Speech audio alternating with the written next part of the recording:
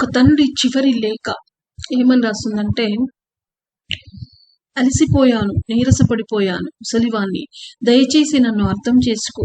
బట్టలు వేసుకోవటం కష్టం, తువ్వాలేదో చుట్టబెట్టుకుంటాను, గట్టిగా కట్టుకోలేను, అందుకే తొలగిపోతుంటుంది. కసురుకోకు. అన్నం తింటున్నప్పుడు చప్పుడవుతుంది, చప్పుడు కాకుండా తినలేను, అసహించుకోకు. నీ చిన్నతనంలో నువ్వు కూడా ఇంతే, గుర్తు తెచ్చుకోరా.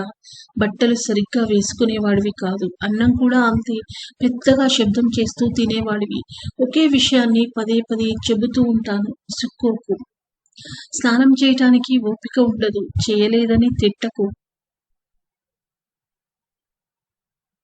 పేరెంట్స్, నువ్వు కూడా చిన్నప్పుడు స్నానం చేయమంటే ఎంత ఏడ్పించేవాడివో గుర్తుందా?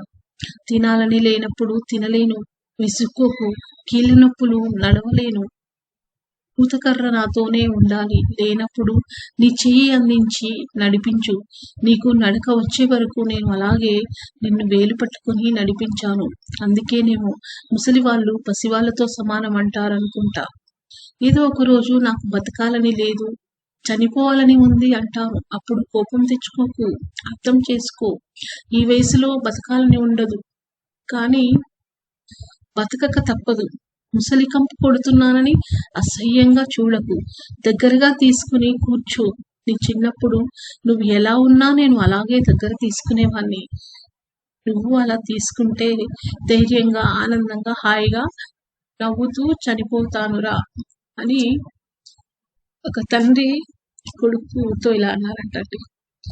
నాకైతే ఐఎమ్ ఫీలింగ్ నాకు కన్నీళ్ళు వస్తున్నాయి, నేను మాట్లాడలేకపోతున్నానండి. Thank you. So please take care of your parents. Thank you.